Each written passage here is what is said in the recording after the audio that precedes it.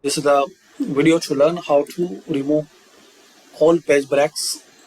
And if you guys want to know how to insert page break, so simple.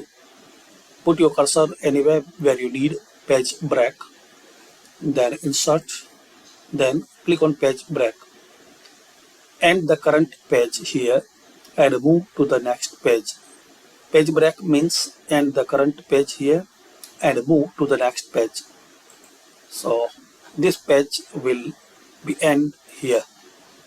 So this is the benefit for page break. If you need to complete and finish your page here and you need this paragraph start from second page, so make here page break, enter and insert and page break. So we have now two page break.